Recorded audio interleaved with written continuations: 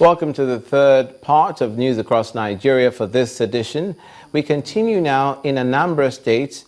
The transformation of Awka, the capital city of the state, which began in June last year, has become more evident as residents have begun to commend the state governor for driving the process of infrastructural development that has had a direct impact on the lives of the people. Governor Obiano has directed all contractors handling road projects in the state to proceed to the sites when completed, saying that the projects will add to the aesthetics value of the state and improve the value of life of the citizens. As soon as the rains eased, Anambra State Governor directed all contractors handling road projects in the state to resume work to ease the usual traffic difficulties witnessed at the end of the year. The governor's directive is backed up with adequate mobilization in the area of funds. Some of the projects the state government is particular about are the 3 flyover bridges in Awka. The 3 flyovers in Awka, which is the brainchild of this governor, are fully running. The contractors on site and are working with the delivery time of this Christmas for at least 2 of the flyovers, 2 out of 3. It's the last month of the year. Workers and earth-moving machines are everywhere, working aggressively to beat the month-end deadline to complete all projects. These are the first flyovers in Awka that are totally going to redefine and redesign the skylines of Awka. It's going to wow a lot of people when it's eventually finished, not just because of the quality, but because of a couple of other things that, I don't want to say now, but it's going to be a pleasant surprise for Anambra, and the progress has been quite encouraging. Mr. Okoye is excited about the flyover bridges, which it describes as landmark projects that will change the look of Awka, the state's capital. Residents are not unmindful of the work going on around them. They commend the governor's initiative, the quality of work done, as well as reel out the attendant benefits of the project. It's a welcome development, and we applaud the governor for what he has been doing so far for Anambra. At least this festive season, we are going to witness easy and free flow of traffic from Amobe Junction, Kwata Junction, and Aroma Junction. Alleviating the sufferings of residents is a major headache for the state governor, who says we'll be able to sleep better when work on the bridges are complete and residents no longer have to go through the horror of unending traffic. We're going to create first a very good aesthetic value for Awka as a capital. You will no longer pass Awka, and you won't know you've passed Awka, and that's the whole idea.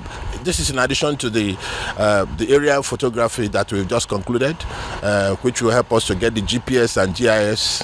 These are great implications. It's apparent that the satisfaction of making Anambra State residents happy feels the governor's energy to do more, as he vows not to relent in achieving his developmental goals for the state, while ensuring that other components of the people-oriented administration are in place.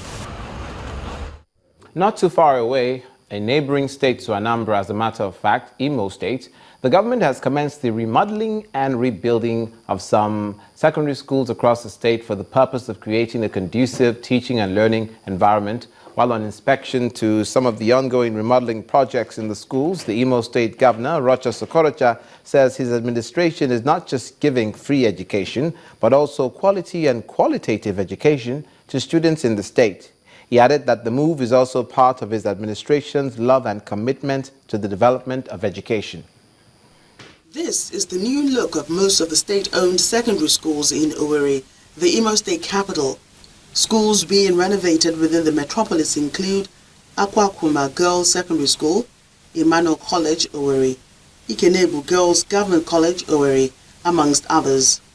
Brand new buildings, well-furnished and equipped classrooms with a conducive environment for teaching and learning.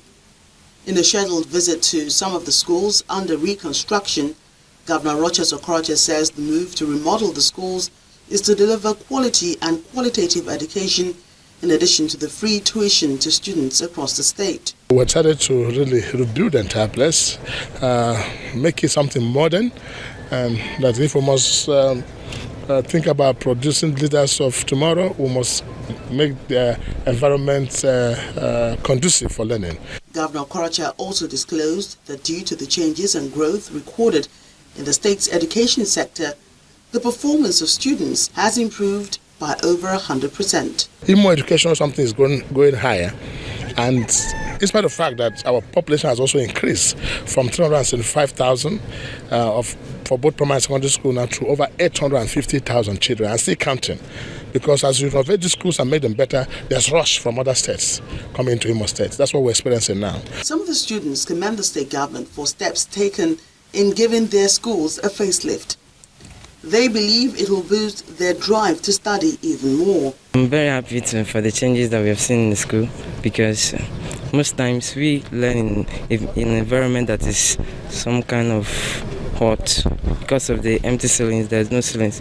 But I believe that with these new buildings that are being built in our school, I believe that we will help the students to learn very well in a tidy environment. Everything is going to go freely to my brain, and then when I come out for any quiz or exams, I will come out in flying colors.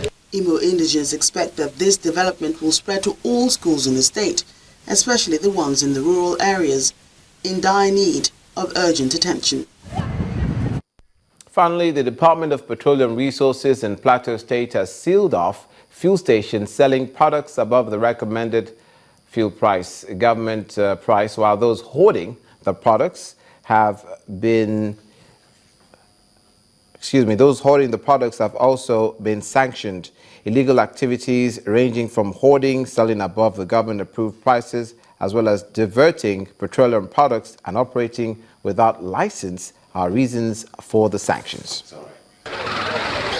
The Department of Petroleum Resources is carrying out the directive to standardize the sale of petroleum products with all seriousness, and has extended its monitoring exercise of fuel stations to Plateau State. At one of the stations in Jos, the state capital, DPR officials discovered that there were over 4,000 liters of PMS in the underground storage tank that was not being dispensed to the public.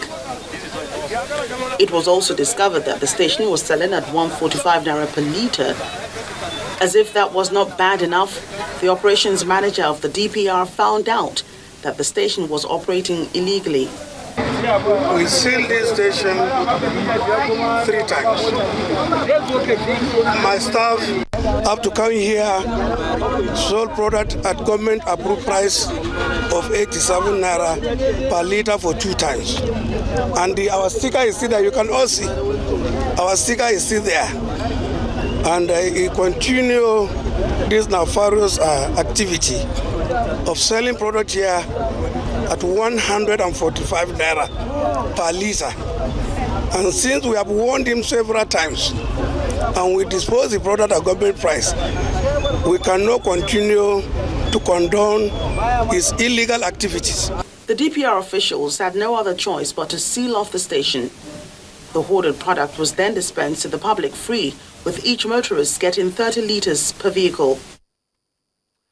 That story on the fuel shortage in Plateau State brings this edition of News Across Nigeria to an end. Thank you for watching. I'm Olumide Makoli.